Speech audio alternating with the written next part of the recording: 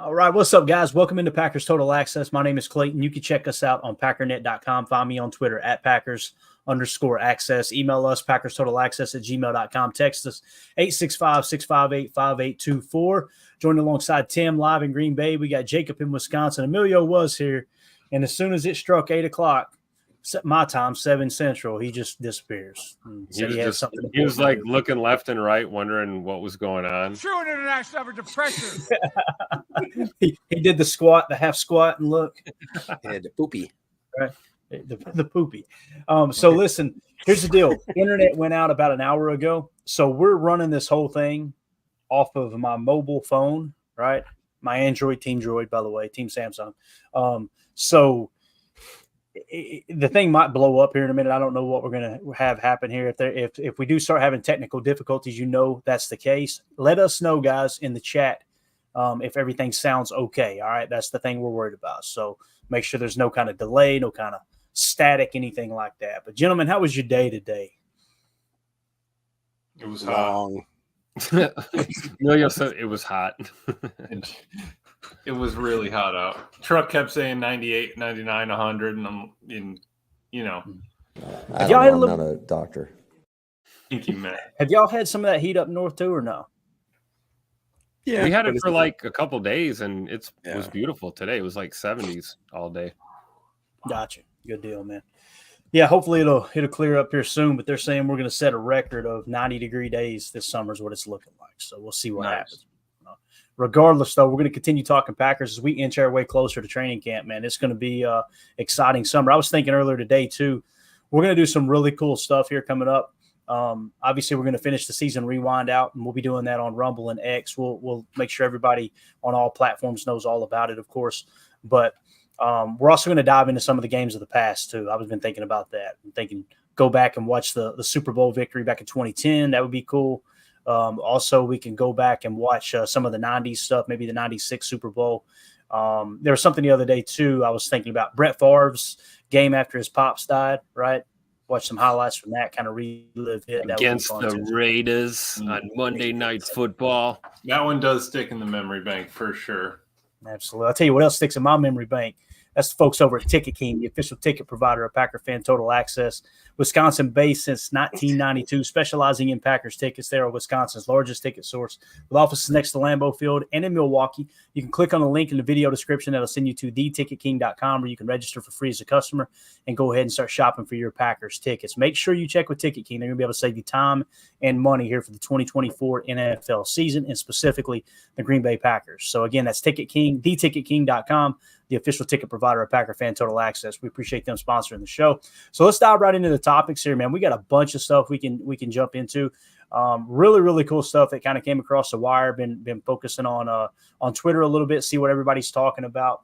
And this kind of popped up. Look, my man Cheesehead Murph in the house. What's up? We have missed you, my friend. Good to see you, bub. So this kind of came across the wire from the 33rd team, which I thought was really cool. It said, we asked Grok, which is obviously Twitter's AI system, what will be the best games this season? Here were the answers. The Cincinnati Bengals at the Kansas City Chiefs in week 2, the Detroit Lions at the San Francisco 49ers in week 17, and then in week 7, one of the top 3 games that it projected was the Houston Texans at the Green Bay Packers. At Lambeau Field, obviously C.J. Stroud versus Jordan Love. This is the one that everyone seems to be talking about, right? Obviously, Packers-Lions is going to be fun this year because it's our responsibility, our job now to try to unseat the big bad Lions from the number 1 spot in the NFC North. But this Houston game, man, C.J. Stroud, Jordan Love, really excited about that matchup. When you look at it from a PFF standpoint, too, this is kind of cool. We sorted by overall grade, all right, overall team grades on PFF. The Packers come in at the 12th spot. The Houston Texans came in at number 9. All right, so the Houston Texans were sitting at 86.2. They're actually tied for 9th. And then the Packers sitting in the 12th spot at an 83.6. And, of course, all the grades are across the board there. If you guys want to take a peek at that, I can keep it up or pull it down. I want to get your all's take on this potential matchup here. Potential great game, I should say. Obviously, they are playing when it comes to the Houston Texans traveling to Lambeau Field. How are we feeling about it, fellas? I'll start with you. Jacob.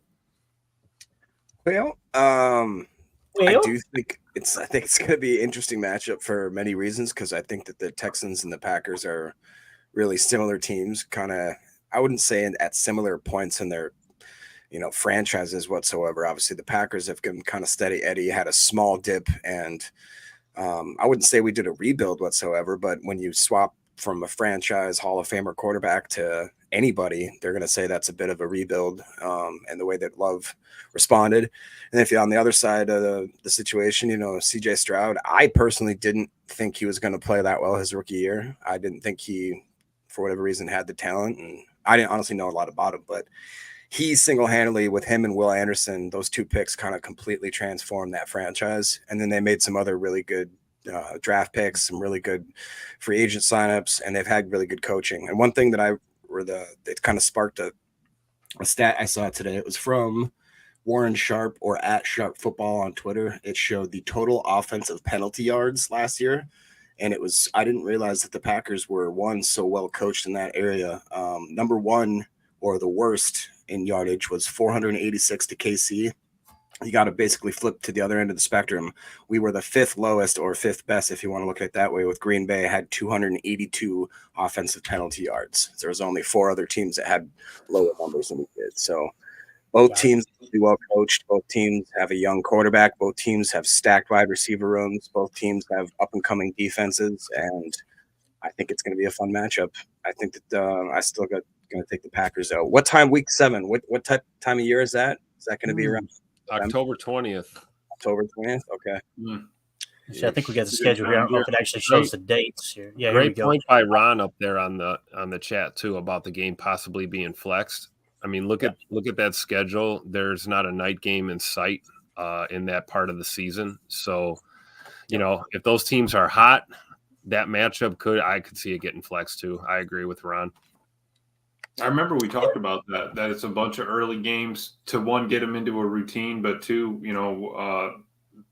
they don't have to worry about all the different days and changes and all that. So I could definitely see that, especially being, a big name. The media is really behind CJ Stroud, not super behind Jordan Love, except for that one clip, but it's going to be a good game with big names of up and coming quarterbacks, to set the stage for the NFL moving forward. Definitely. And again, I think someone asked in the chat about tackle grades. The Rock Cod said Texans tackle worse than we do. Not sure I saw that correctly. Let's see here. So when it comes to the tackle grade, well, they're all booty cheeks. And isn't it amazing that the top 12 teams, look at the tackle grade on all those teams, with the exception of the Dallas stuff. It's pretty rough, isn't it? Maybe we're all overreacting, worried about tackling. I don't know, but the Packers tackle grade was 58.9. The Texans were 43.1. Tay Wix is somewhere just licking his chops right now, going, "Oh yes, sir," little yak in that game. So, and again, these are very different teams, obviously, but last year both of these teams finished really strong. So we'll see how that shakes out. And again, I'm showing bad connection. I'm going to try not to mention it too many times, but if it does cut out, I get blurry, guys. Just know what's going on. We're operating on a mobile phone this evening, which is just absolutely wild to me. So let's see. Yeah, everybody's saying they came back to YouTube. It was Rumble, not rumbling. So that might have something to do with it, guys, with the connection. So hopefully it does get straightened out. But it's showing on my end we're live on Rumble, and there were people commenting on Rumble too. So, right, like Smitty, this is a Rumble comment. Yeah, so. There's still 30 in there. It's running. Okay, cool. That's a good comment too. We had some questions about the flex scheduling, so I pulled it up. It looks like flex scheduling can be used twice between weeks 5 and 10. Can also be used during weeks 11 through 17 at the NFL's discretion. Monday Night Football flex scheduling can be used between weeks 12 and 17 at the league's discretion. So realistically, the week 7 matchup against the Texans is eligible for a flex. So keep that on the radar. If they start off strong, if we go into that game and you're looking at a couple teams that are 5-2, 6-1, something like that, that thing's probably going to get flexed for sure. Mm-hmm. And that's going to be awesome. So, all right, there you go with that. I mentioned Tay Wix. Let's go ahead and talk about him a little bit. I thought this was kind of cool. 33rd team had tweeted this out. Could Davian Wix emerge as Green Bay's new wide receiver 1? You guys heard that before? I mean, we've talked about that over and over and over going, man, he's shown all the signs that he could potentially be the number one receiver, in the next year or two. So the quotes that they threw up here from Sam Monson talking about Davian Wix, he said, he's like a poor man's Justin Jefferson. He could be a true number one for the Packers. And obviously they had quote tweeted another 33rd team tweet there where they said, don't sleep on Davian Wix. And it was obviously linked to a video there from PFF. So Tay Wix is starting to get some national attention, which is really cool. Again, that's the beautiful thing about watching and listening, watching Packers centric shows and listening to Packers centric, podcasts is if people are talking about the right stuff, you can kind of get ahead of the curve before the national media actually catches. Every now and again, you turn on NFL Live, you look up and go, oh, they're talking about the Packers. But in reality, it's stuff that people who, focus on the Packers a little more specifically have been talking about for a long time. So I just thought that was really cool that he was mentioned specifically there. And again, pointing out that Houston game with that bad tackling grade, Tay Wix is just a monster to bring down. And you guys seen in the offseason, some of the offseason videos of him and Jaden Reed working out together. That dude looks bigger. Is it just me or does his shoulders look even wider, man? He looks a little jacked up. Must be from all that off-season working out he was doing. Yeah. You're allowed to do that, Tim? Yeah, you are. Believe it or not, you can stay in shape during the off-season. You don't have to just, smoke the devil's lettuce and go to nightclubs. You can actually work on your craft. It's actually something you can do. So, shout out to Tay Wix. Shout out to Tay Wix and shout out to Oval Office. All right. So there you go. Another thing that came through the wire, 33rd team's been doing a redraft, and this one really stuck out to me here. All right. 2022 NFL redraft, picks 17 through 24. All right. Look at number 19, guys. Zack Tom. They're saying if they did a redraft, knowing what we all know now, because listen, this is not a knock on any of the general managers, right? This is factual. The draft is a crapshoot, right? There's so many misses in the draft. It's not even funny. They're saying if they redrafted, Zack Tom would be taken with the 19th pick to the New Orleans Saints. And again, Zack Tom was taken by the Green Bay Packers in the 4th round, the 140th pick. That's just absolutely wild to me. I want to get your all's take on that, Zack Tom, because when you look at it from a draft board's perspective here, if you were to say he was the 19th best prospect, he's going to fall in that 67 category there, that 67 grade range, 6.7, all right, which is basically a start. That's a starting grade. And we all seen he stepped right in, and he did start immediately, right? Am I thinking right, guys? He was a starter from day one, correct? So pretty cool, man. He would land in that 6.7 range. So if we were let's say he was in this year's draft, he would be going right there around Tyler Guyton, which is pretty wild to think about, that we got him in the 4th round, pick 140. I want to get your all's take on that. Tim, I'll start with you, man. Great value Goody got here, obviously, for Zack Tom. It's going to cost us in a couple of years, but hey, you're willing to pay big money for great players, right? Yeah, absolutely. And, it's not a secret at this point, I think. Zack Tom was a steal. That was a Goody masterpiece in the 2022 draft. And, the tape doesn't lie. The way we talk about Zack Tom right now and what he brings to the table is, it can't be understated. Hopefully the pec injury, works itself out and, he's back to full strength before we know it. But he's a gigantic piece on this offensive line, regardless of where you play him. I love him at the right tackle spot, but man, in a pinch at center, right guard, left tackle even. I mean, the guy's just versatile, and I think Goody absolutely smacked this draft out of the park with that pick for sure. Yeah, definitely. Such a premium position too, right? What do you think, Jacob? Yeah, I mean, if it's in addition to that, you look at the grouping that's right here. So you got your Zack Tom right there over Trevor Penning, who Trevor Penning has not worked out very well. Right below him is Christian Watson over Kenny Pickett, who Kenny Pickett has not worked out. And you look down there at Jordan Davis, that's the only one where maybe you kind of scratch your head because that's where the Packers had taken Mr. Quaywaka. But I would still argue that he, has some room to grow. So that was an interesting year. And I think that depending on what happens with Christian this year, all of a sudden the redraft for the next year, and depending on what Tom does again, it could get pretty interesting to see how high these guys could climb up there. I think that Watson, if he stays healthy specifically, could really, really do some damage this year. And like you said, Zack Tom just has kind of been natural since we got him in here. And I think you guys know me, bargain bus, Jacob. That's what they call me. I want to get the bargain bus, the highest quality, for the lowest amount of money. That's what I go for. That's right. I like both of those points. I really do, because you see Zack Tom, Christian Watson, and honestly, Quay Walker being there. If we did take Jordan Davis, we probably don't have Karl Brooks. I'm a big Karl Brooks fan, so I'm still cool with Quay being in that spot. And honestly, we are lucky that half of our team would end up in the top 32 in redrafts if we went through a few of these years, which is cool. Yep. Yeah, it's crazy with Quay because, like, I see that and I go, I can't argue with their take that Jordan Davis would be a better pick than Quay. Right. It seems like people are extremely high on Quay or they don't like him at all. There's really no in between. But when you watch Quay play, you see the physical ability. It's just he's a half a step late, and it's not lacking in that physical ability and that quickness. It's like it's not processing quick enough. Hopefully Jeff Hafley can unlock that, and more specifically, Coach Campanelli can unlock that this year. I know this.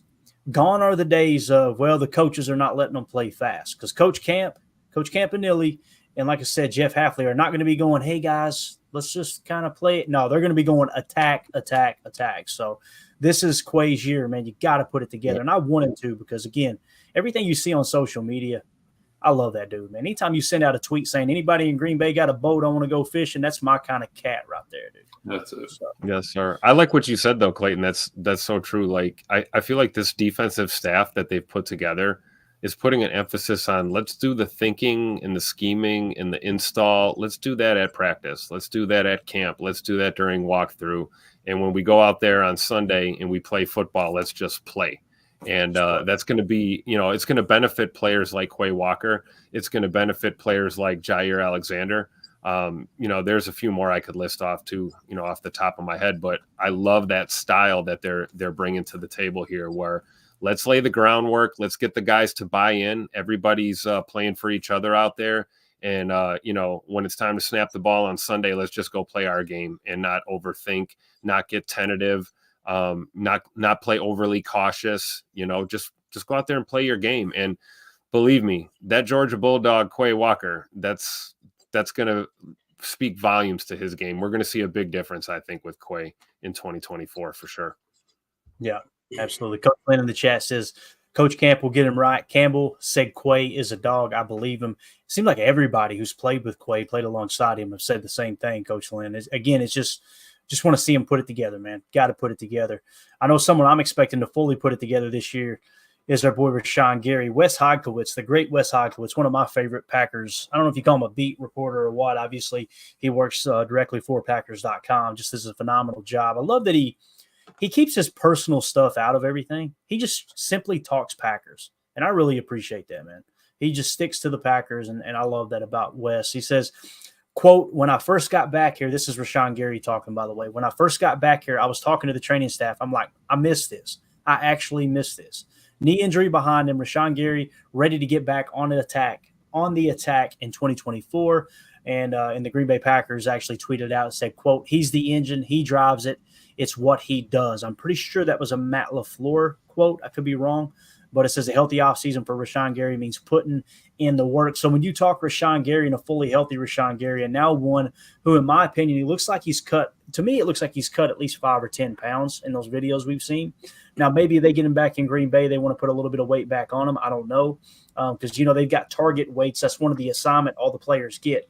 When they do those exit meetings at the end of the year, they go, hey, this is the plan next year.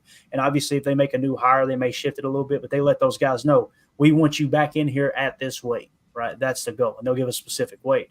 Seemed to me like Devontae Wyatt looks like he trimmed down a little bit, but I think it was Kobe Wooden. It looked like he might have beefed up a touch. It looks like Rashan Gary trimmed down a touch too. If you're going to more of a one gap approach, now you guys know I've been very vocal that they ran a lot more one gap than they did two gap last year because you're in nickel, and when you're in that nickel, they're not playing very much two gap at all. When you're in that nickel 2-4-5 out of what is a base 34 roster build. I think Rashan Gary going to predominantly a one gap there on the outside dropping a little bit of weight, getting just a little bit quicker. Now he's fully healthy. He's been in the building working. He's pulling those guys together to work with him. Those guys being the defensive line, the front four, probably the front four for the most part. That's really exciting for me, man. I think Rashan Gary is poised to have an awesome year. Now, I've seen this come down the wire as well. See if we can get it zoomed in a little bit. This is from PFF. It said 2024 NFL defensive line rankings. New York Jets take the top spot. So if we scroll down and count these off, you got the New York Jets at 1, the San Francisco 49ers at 2. And again, this is the top defensive line groups in the NFL. Number 2 is the San Francisco 49ers. Number 3, the Philadelphia Eagles. Number 4, the Detroit Lions. Number 5, the Cleveland Browns. Bro, really? The Browns actually, I don't know if that was meant for the Browns or not, but the Browns actually do have a pretty solid defense.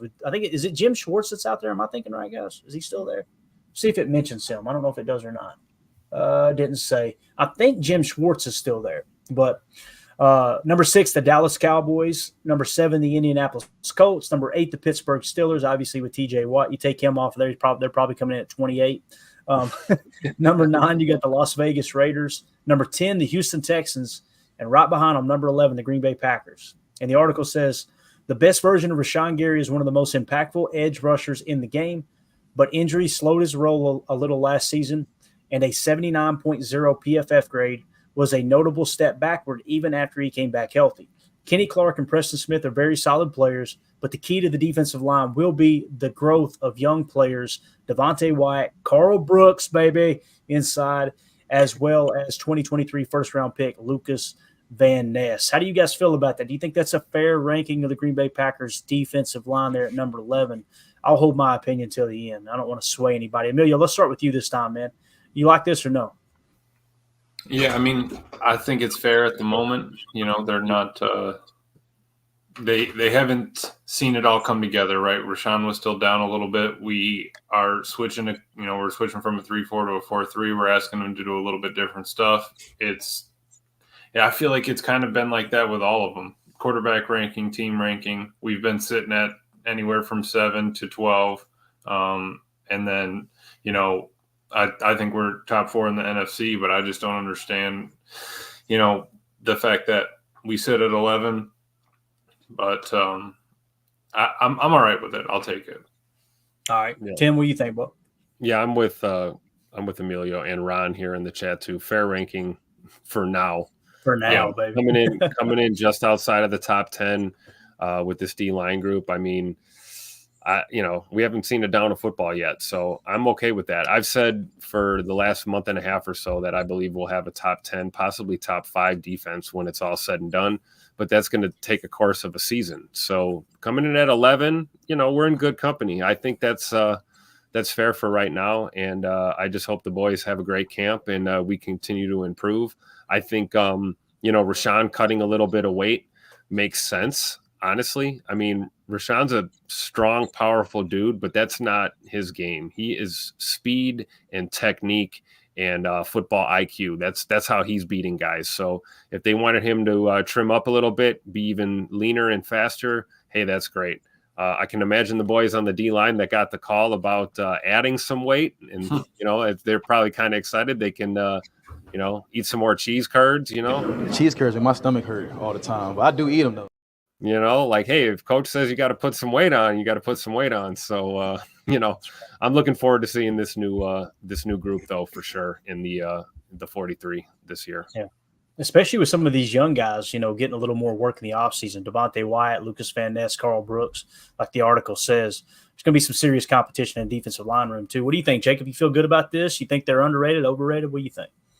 I mean, I think that if this is this just the front starting group, or is this considering our dynamic backups like Brenton Cox Jr.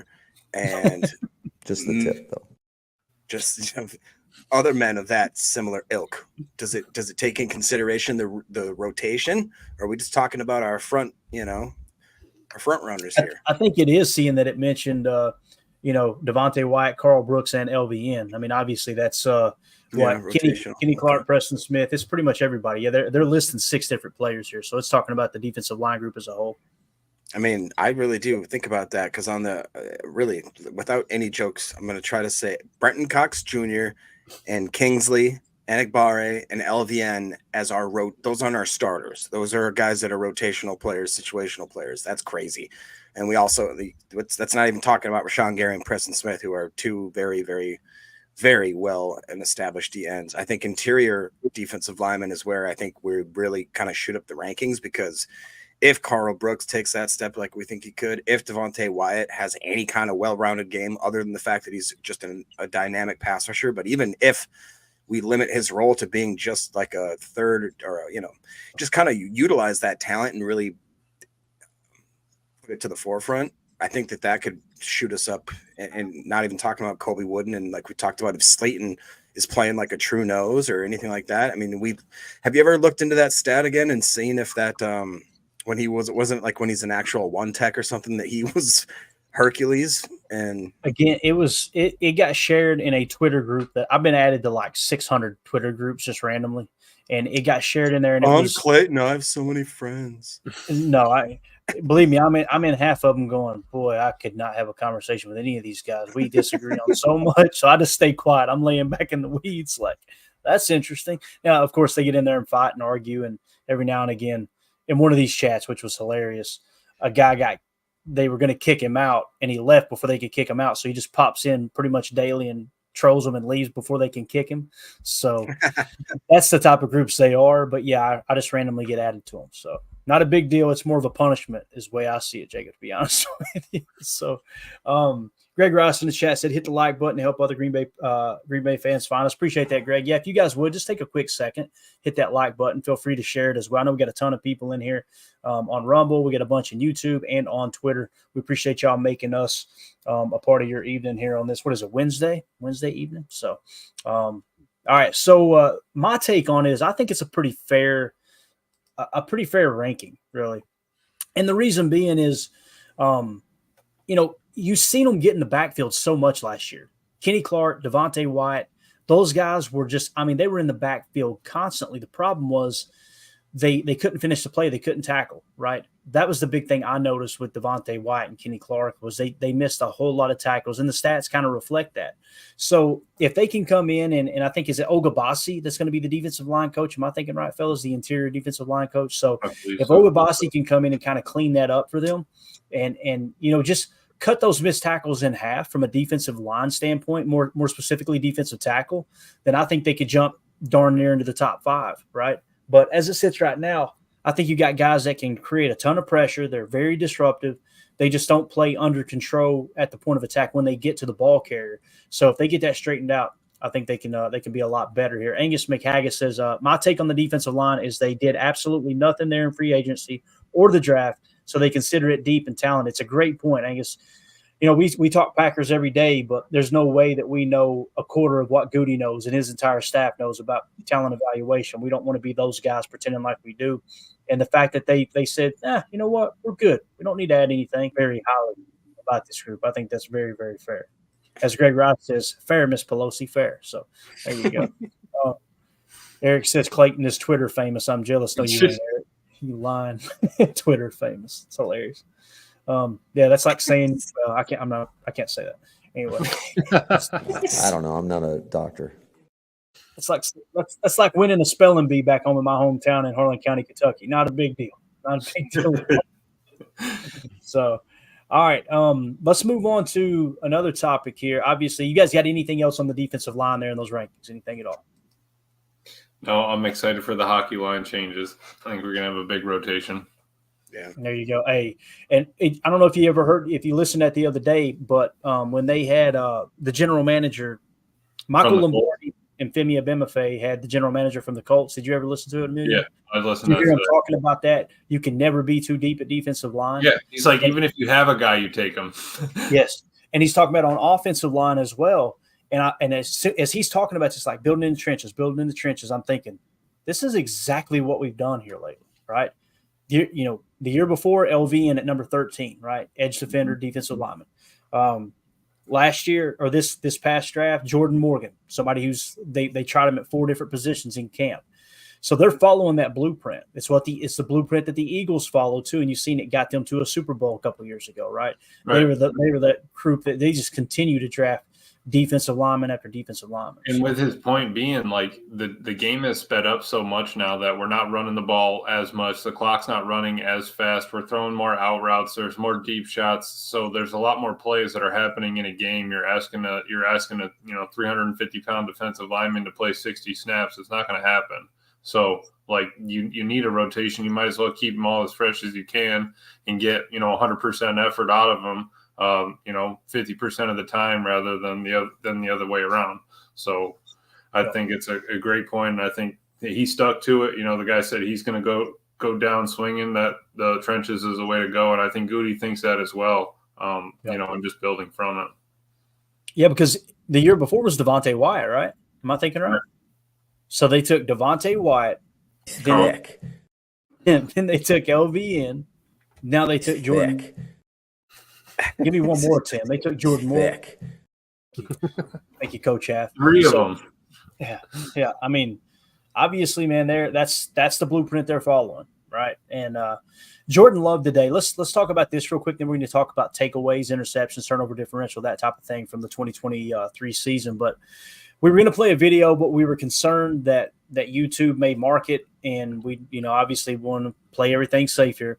But Emilio, I know you've seen the video. The rest of you guys may have too. I know I quote tweeted it out, which you'd think I'd be able to share my own tweet, but I'm afraid to do that now, to be honest with you.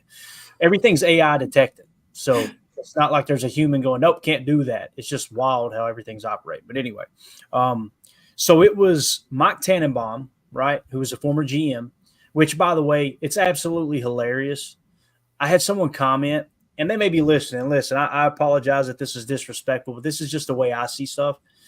They commented and said, I'd be really excited about him bragging on Jordan Love, because he basically said Jordan Love's that dude. That's that guy I would build a team around. Right, Emilio? That's pretty much what he said. Yeah, so I watched that. Yeah, so he's like really high on him. And a guy commented, if it was anybody but Tannenbaum, I'd be excited. I'm going, Mike Tannenbaum was one of 32 human beings on the face of the earth that was qualified to be a general manager in the National Football League. And then on top of that, he had 2 seasons where he won 10 or more games. I think one year they won 12 games. In 7 seasons as a general manager for the Jets, 4 of those 7 seasons, they have winning seasons. And people act like because he's not in the league anymore, he's just this big stupid doofus, right? And it's like, that dude has forgot more about the game of football than I'll ever know. And we got people on Twitter that pretend like, oh, you're going to listen to this idiot? It's like, what kind of ego do you have to think that you know more about football than a former general manager? It's just wild to me. And when it's literally has won more games than he's lost. It's just wild. Right. So what was your takeaway from what Mike Tannenbaum said? I mean, did I understand that correctly, dude? He pretty much said, this is the dude I'd build a team around, right? Right. Yeah. Character-wise, mentality-wise, leadership-wise, talent-wise, skill-wise, everything he has. He's 25 years old.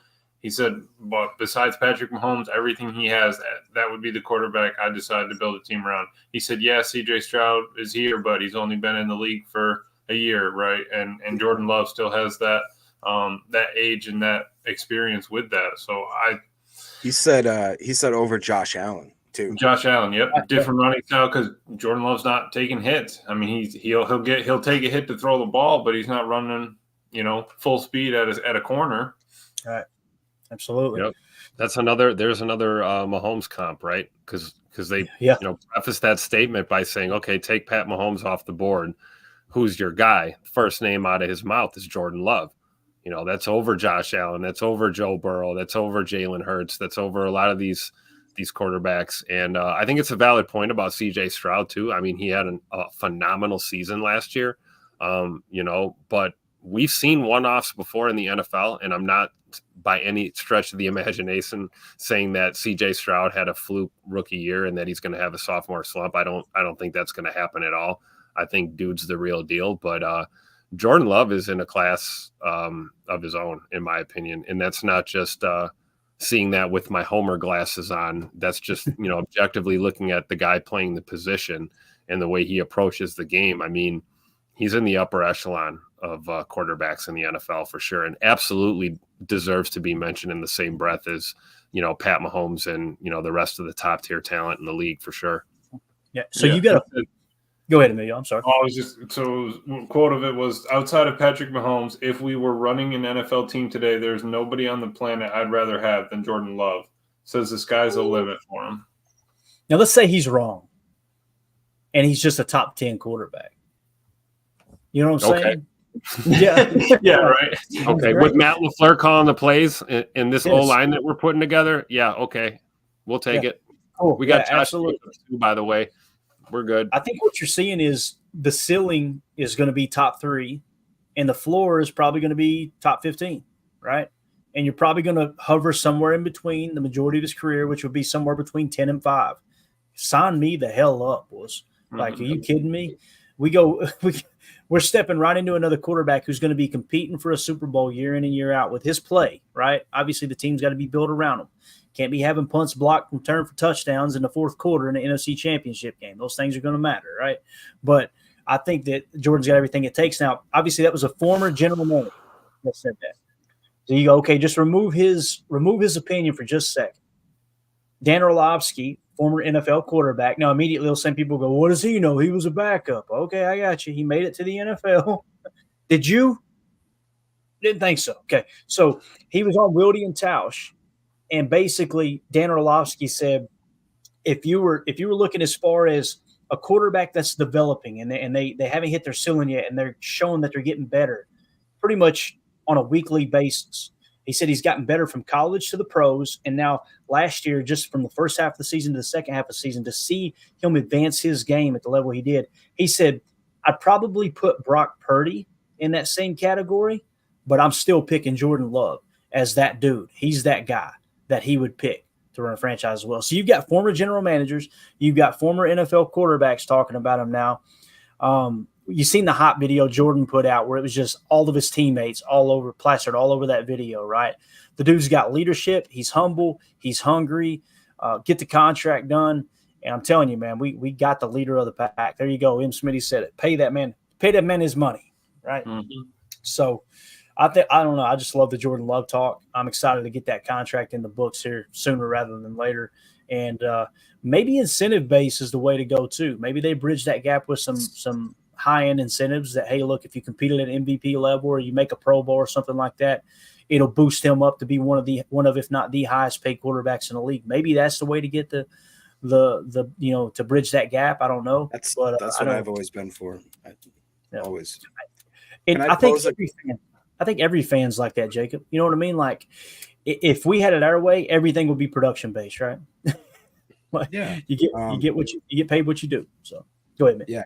Can I pose a question or a scenario to you guys? And I want to see what your thoughts are. So the first thing is kind of going forward. We can all kind of agree, especially over the Rodgers year, that small times that we had even a decent defense that was, best half of the league type defense, even anything that was even close to a top 10, the team played an exponentially better, had a better record over that time. I would argue the same thing with Favre, to the point where people say that with all the success that Favre and Rodgers had, they're almost a failure or a lack of success because they only brought one title back to the Packers, right? And that's so stupid, but it is an argument that people literally say that after 15 years roughly, or however many years it was each, 30 years basically at quarterbacks, that we only got 2 Super Bowls. Well, one, just shut your mouth. 2, I'll respond to this scenario going forward. I think, because I really do feel for the first time in my bones that I do feel like Jeff Hafley is going to turn around this defense,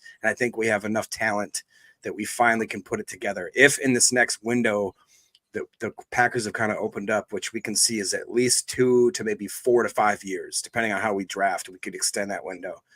Do you see if there's a possibility that we have a great defense, or at least a top 15, top 10 defense, and Love is that guy and our offense is that good, that we can win, God willing, a Super Bowl? And if we do win 2 championships, even in the next 10 years, does that catapult Jordan Love in the layman Packers' eyes that he's the best Packers quarterback of all time? Because of the simple fact, probably he got them 2 championships. And I know this is a completely theoretical conversation. We sound like Bears fans right now, but I really do think if all these things fall into place, that is I just want to understand that possibility and what it would mean for the legacy of everybody impacted by it.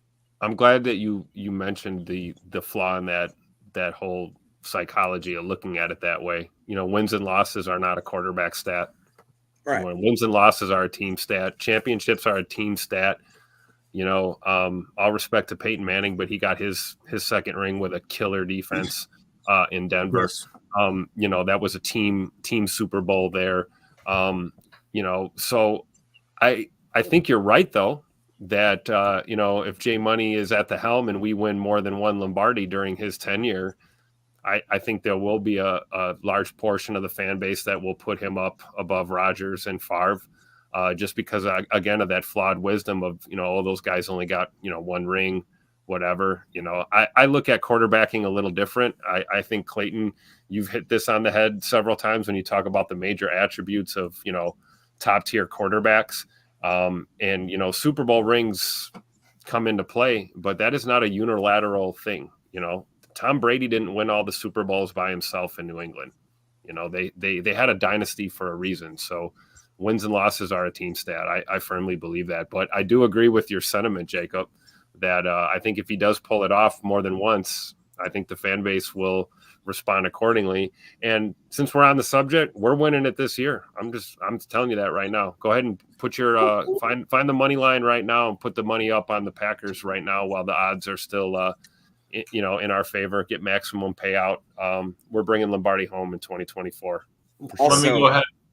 Go ahead, Jacob. No, just real quick. If you want to be conspiratorial about it, it is the perfect time for us. If the NFL is rigged, if it's rigged, then that means that they're going to do it right before the Packers host the 2025 draft, because it's going to have absolute viewership through the roof. Took it down.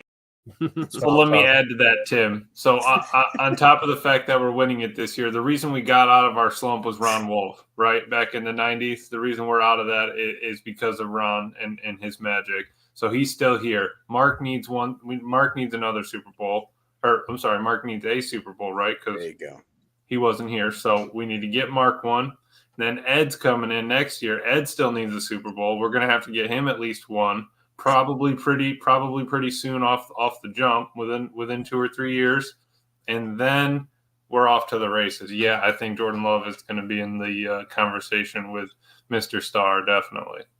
The window's open, like we've said, right? The window is definitely open right now for this Packers team, And I think Jacob's point is well taken, man. With a top tier defense, this team's going to be deadly. I mean, look at the year they had last year with the issues that we had on the defensive side of the ball at times. And, it goes both ways too. I mean, there were plenty of games last year that our defense kept us alive and the offense just could not put points on the board. And we had some tough losses. So, I mean, it is. You win and die as a team, man, for sure. Yeah, and, it's funny you mentioned that too, because, the big thing that hurt the defense last year, Tim, were the takeaways, right? We counted, I think I counted 8 dropped interceptions is what I counted last year. So when you look at total takeaways from last year, league wide, the team that led the most was the Baltimore Ravens with 31, right? So they had 31 total takeaways. Look where the Packers are at. They're sitting at 18. Okay. So they're somewhere in the bottom third of the league in total takeaways. When you go to interceptions, the Green Bay Packers only had 7 interceptions last year. That's 31st in the league. Okay. Now think about, the defense was 12th in scoring defense, or 10th in scoring defense. I actually got that wrong the other day. I think the offense was 12th in scoring. The defense was 10th in scoring defense, right? Imagine if they hadn't dropped those 8 interceptions. Then they're going to finish the year at what, 15, which puts them right there with the Dolphins and the Colts, which is in the the top half of the league. They probably win another 2 games if they don't drop those. That's another 2 games of winning. Easy, yeah. Because again, when you look at the turnover differential, what's wild is the Packers actually protected the ball fairly well, considering, like I said, total takeaways, they're in the bottom third of the league. When you look at turnover differential, they broke even on the year. So they had their turnover differential was 0, right? They turned the ball over just as many times as they took the ball away. That makes sense. Whether it was fumbles or interceptions. So those dropped interceptions, that's the thing too. again, I don't mean to keep beating a dead horse, and I know he's gone, but like Joe Barry got all this flack, all this hate, and it's like, boys, he can't catch those damn interceptions. He can't go on the field and catch it for him. There it is. Afham had said he posted that like 6 seconds before you made that comment. That is hilarious. I didn't see it. I didn't get pulled up. So that's hilarious, man. Sure about but I'm that? just saying, like, and listen, I think they're going to be much better with Jeff Hafley. You guys know halfway through the season, it's like, all right, these guys are not responding. It's time to make a move. That was me saying that, and I was the biggest supporter of Joe Barry on the face of the earth. I caught absolute hell for it. You guys talking about how my presence on Twitter, you should have seen it last year, and I was getting raked over the coals, and none of you three guys were there to help me. You just let me float out there. I just figured out Twitter, man. Put him adrift. Jacob said, I plead ignorance. So I imagine that turnover differential is going to get better this year. Jordan Love's going to get better at protecting the football. Obviously, the second half, you've seen it. If he plays half as good as he did in the second half of the season as opposed to how he played in the first half of the season, that turnover differential is probably going to be at least a +2, maybe even a +5. If they do finish with a +5 on the year, that puts them ahead of the Broncos there. They're in the top 10 in turnover differential. I'm telling you, it is the key statistic. I know that because I've studied Bill Parcells for years. Anything that was put out on the way Bill Parcells coached his teams, I was all over it. Sean Payton, Bill Parcells' disciple, right? Tom Coughlin, Bill Parcells' disciple. You're talking about multiple Super Bowl winning coaches that studied under Bill Parcells. And his big thing was always, and I don't remember the exact percentage, but if you win the turnover differential +1, you got like an 88% chance of winning the game. You win it +2, it goes up to like 92. You win it +3, it's like over 95% chance of winning the game. It is the most important statistic in the game of football. So if they clean that up, bro, I'm telling you, the sky is the limit this year. So I'm excited to see if they can do that for sure. That's pretty much all I got. One last thing. You mentioned Mark Murphy just a second ago. This is his final year. And everybody likes – not everybody. There's people that like to dog Mark Murphy like he's just this horrible player, this horrible, executive. Obviously, he's the acting owner for the Packers is essentially what he is. He's team president, but he's the guy who – when they do the one per club meetings – where they have the owners meeting in there, you're only allowed to have one person in there representing that ball club. Mark Murphy's the guy who sits in for the Packers, right? Now, obviously, Ed Policy is going to be taking over, but Mark Murphy, I don't want to name drop it, but there was a podcast I was listening to, a show I was listening to the other day, and it's like they went back and forth with Mark Murphy because they said, what makes you qualified to have your hand in some of these football decisions, which basically, if you guys didn't know, it's amazing how confused people are on the whole silos talk. Do you know what I'm talking about when I say the silos talk? How Mark Murphy changed up the structure of the organization. It used to be the general manager had full say over everything. He hired the coach. He controlled the roster. He was the boss, right? Well, Mark Murphy stepped in. I can't remember what year it was, but he stepped in and said, hey, listen, this was halfway through his tenure. Like, we got to knock these silos down. Like, we got to get everyone on the same page. And people were making it sound like he made a decision to keep this stuff like divided between other members of the team, right? Basically, what he did was he said the head coach isn't above the general manager.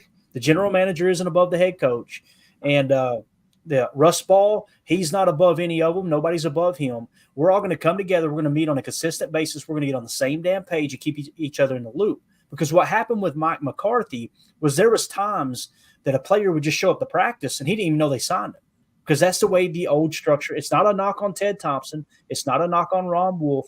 That's the way things operate, right? And Mark Murphy kind of tore that down. Now, they act like Mark Murphy, basically what this guy said was, what makes you qualified to be in on those conversations? He said, I'm a former player. And they scoffed at it like, oh, you played in the 70s and 80s. Go look at what he did. He made a Pro Bowl. He led the league in interceptions one season, and he won a freaking Super Bowl. I about said the F-bomb. He won a Super Bowl. 65%. 65%. That's what we play that a lot because that's people see him like that. This dude was a dog. Like he was successful at everything he touched. He got his law degree, went to law school, right? Excelled in that. Became the athletic director at Northwestern. So he reached the top of the mountain in the NFL as a player, Super Bowl victory, Pro Bowl appearance, led the league in interceptions as a safety, hard-hitting safety too. Then he goes on, and leads a successful law career, Northwestern, gets the job at Green Bay. Listen to this record since he took over in 2008. 162 wins, 95 losses, and 2 ties. 8 NFC North titles, an NFC championship, and a Super Bowl championship. And I went through and I'm like, okay, is it that sounds really good? Is it really that good? Since he took over in 2008, there's only 2 other teams that's had more wins than the Green Bay Packers. And I'm just telling you, it's like, I will not stand for the Mark Murphy slander. I won't.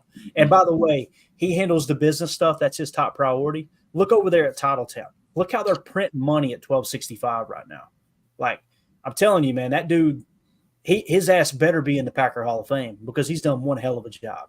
And I'm just so sick of reporters who have never played a snap of football in their whole life going, Mark Murphy, a former player, and rolling their eyes over there, 30 pounds overweight, eating pork rinds. Like, what are we even talking about here? So anyway, I don't know if you guys agree or disagree. I really don't care. We can agree to disagree, but I think Mark Murphy has done a hell of a job. I do. Definitely. Cosign. I agree. 100%. Absolutely. I don't understand Packer fans that aren't Mark Murphy fans. I don't. You ungrateful little weasels. Grow up. That's how That's I feel. the other thing too. They'll make a comment and they'll say his problem is he says the quiet part out loud. What do you mean by that? Well, he says stuff he shouldn't. What do you mean by that? Well, he just needs to learn to keep his. How many times have we said these guys are like, I've heard them referred to as Red China. They won't let any information out of the building. They won't communicate with anybody. So now Mark Murphy does his Murphy Takes 5 and answers questions for fans. And they're like, he doesn't need to do that. He's trying to make it about himself. What? Yeah. And here's the other thing. Some information doesn't need to be everybody's business. I don't care what organization you're running. You can have a mom and pop, convenience store. It doesn't matter. Business needs to be kept close to the chest at certain times. So, I don't know why people vilify him for that. And then, like you say, Clayton, then he does take the time to speak with the media and answer questions, and they don't like the answers he gives. So, I mean, hey, at the end of the day, if you got it out for someone, you got it out for someone. Clearly, there's an agenda with some of these, media members and honestly, some of these people in the fan base themselves. Fan how you want to fan, but anything that's negative directed at our front office, it's going to fall on deaf ears when it comes to me because I look at the track record, I see the direction that this franchise is heading, and we're in good hands here going into the future with Ed Policy at the helm and. I don't want to have rose-colored glasses and say there's nothing bad to say about, our organization. There's always things you may have wanted to see done differently, but overall, I mean, I give my Packers front office an A-, man. We're heading in the right direction for a team that honestly might not have been here just a few decades ago, without the improvements that we've made. So thank you, Mark Murphy. Mm-hmm. Eric in the chat says, hey, Clayton, that comment hurt. I love pork rinds. Hey, to be fair, pork rinds are surprisingly low in calories. So I don't know. I'm not a doctor. Extremely high in fat, though, right, Jacob? I mean, don't read that part. There you go. It's the best advice I never got. M. Smitty in the chat said Mark Murphy, despite his quirkiness with media stuff, is an absolute dog. And that's the thing, too. Like, he is. There's no denying it. He is quirky. I'm telling you, when I seen that 65% come across the wire, I was like, we're clipping that. I got to have that. That is hilarious. But I would rather someone be quirky and know they're being themselves. I was going to say, it's quirky but genuine. Yep. Yeah. We've all got our flaws. I mean, listen to my accent. Are you kidding me? Like, we've all got our flaws. But Tim doesn't. That dude's in peak shape over there. See? Rainbow land right on him. I get within 100 yards of a McDonald's drive-thru and I gain 3 pounds. Tim could eat a whole chicken and not put on a pound of fat, man. It's just drives me crazy. But like I've told you before, man, it gets windy up here in the Fox Valley, man. I got to look for stuff to hold on to. When Clayton goes through McDonald's, they give him his food at the first window when he pays. They already know his order. The window that's usually boarded up. They're like, here, we got you, bud. We got you. Clayton rolls up through the drive-thru and they're like, Here we go. Hey, that guy with a big head, he's back. Get the double quarter pounder out here. The trailer's hitting all the curbs, takes out the speaker with it. You ought to see the scars on the side of that tire. Ron Sample says policy is only 65% as tall as Mark. Ron. Come on. 65%. 65%. That's what we. There you go. I'm going to miss that cat. I ain't lying. Oh. All right. We're out of here, guys. Anything else you want? Anything else you got? Any takes? We got a herd of people, man. Appreciate y'all swinging through this evening. It doesn't sound like there was any glitches in the system, right? It seemed like everything flowed pretty smooth. So, Yeah. nice. Oh, can I make one more? Last night I can't remember. Did we talk about Elton Jenkins and the kind of cool acknowledgement he got? We did not. He go ahead and tell him about it, though, Jake. Okay, cool. It'll just take 2 seconds here. Packers news. This is off again an MSN article. I'm sorry, it's from Fansided by Devin Platana. It says Packers star receives incredible honor from his hometown. And just to summarize it real quick, it says NFL agent Carmen Jude revealed on Saturday that Packers offensive guard Elton Jenkins will have his former high school stadium named after him. The 2-time Pro Bowl blocker returned to his hometown of Clarksdale, Mississippi for his annual youth football camp when he learned that he was receiving the honor, which that's pretty cool. That's like I think that's probably a bigger honor than some stuff that you think would make you excited. If somebody renamed my high school stadium, which now, by the way, if you ever drive through Hudson, Wisconsin, we might have one of the best facilities in the state. You click Clayton, you would be in awe. It's kind of crazy. So if somebody renamed that in my name, even if I was just the Hawk Tui girl and they're like, we're going to rename this Hawk Tui Stadium in your honor, I'd be like, oh yeah. Exactly. If they renamed it, they'd call it the Discount Bin Stadium, right? Oh yeah, they would. Fair. No doubt about it. And tickets would be $1. The first thing Jacob, look at where he froze to. The first thing Jacob would do if they named the stadium, it's like the only way you're putting my name on the stadium is you tear the bleachers down. Everybody has to bring their own seats. Okay, that's how we're got to save money, guys. Let's cut some costs here. So. We ain't giving them water. Better bring your own water. I like this. AFAM says Clayton ordering Diet Cokes with no ice. AFAM's got the best dad jokes, bro. I'm telling you. M. Smitty says the onions on the double quarter pounder are the chef's kiss. They really are. Are you guys big quarter McDouble? See, there you are. You're like Jacob. You're over trying McDouble with mac sauce. You save the money. You get the flavor. You're out of there. See ya. You get the 2 for $3. You're out of there. Dude, I don't. Algorithm's going to be dumping out McDonald's ads heavy. No. Milwaukee pipeline event starts tomorrow. No way we're going to change it out for McDonald's ads. We want Emilio, you keep giving it out for free. They're never going to pay for it, man. Yeah, man. Why buy the cow when you can get the milk for free, Emilio? Oh, Lord. They're releasing all the new tools tomorrow. Come on, Jacob. Well, yeah. They're out of control, man. Anything else? Is the McRib coming back too? Is that on the horizon? Do we know? You that McRib, hey, listen, that McRib is nasty, boys. Can we be real about that? Emilio, do you like the McRib? Dude, no, I'm pretty sure that's all I ate though when I was like in elementary school growing up. You know, when they had rib sandwiches. Dude, I'm telling you, I was just gonna say, Emilio, that was they tried to kill me in high school. All I ate was a basket of fries, a blueberry slushie, and a McRib that was it was just meat formed into the rib. It was like they put it in a press patty and it came out in like a creepy crawlers. Remember those? Like you just baked a rib in between and then put it on a bun, stale white bread, and they just wrapped it in tinfoil and they're like, "Eat it, kid." And you're like, "All right." Yes. I know how you kids like them sloppy. This lady is scaring us. Eric in the chat said, Emilio, Italian Mexican drooling over McDonald's. What a bum. Man's got to eat. Cookout, Culver's, McDonald's. I just told Eric I had 3 tacos today for lunch. Angus nailed it here, man. McRib is mystery meat. I'm telling you, bro. You bite in that and you're like, that's not real meat. You can't put a consistency to it. No. I think it's Smitty, you're out of control. Sawdust with Jello. All right. Anything else, Jello? I love it. Anything else, fellas? No. Lysol? Go buy your Lysol. There you go, Emilio. Appreciate you, man. Nice little drop there. This show sucks so bad.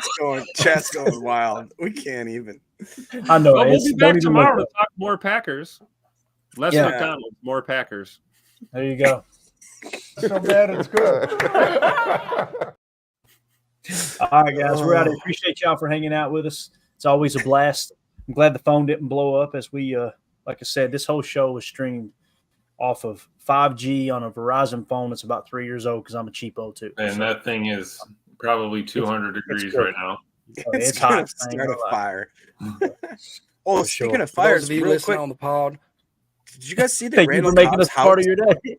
Sorry, Go ahead, Randall Jake. Cobb's house started on fire from an electric I've seen Tesla charger, which tells you one thing, folks. Shocking. Yeah. No pun intended. Buy Diesel, yourself baby. a diesel truck. Diesel. And go Pack Go. For those of you listening on the pod. Yeah, I mean, yeah. Listen, are we seriously gonna act like we've never seen another car catch on fire, guys? Like, is that really happening right now? I'm being honest.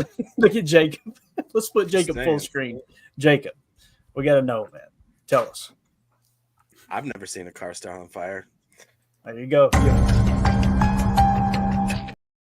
Put it on the ticker. All right, we're out. We already hit the sound drop, so thank you for that. You know what, Tim? Hell with it. Do it one more time, man. Hit it one more time for us. I know you. For those of you listening on the pod, thank you for making us a part of your day. I don't know why you did, but we really appreciate it. All right? As always, let's go out and be the change that we want to see in the world, and go Pack Go.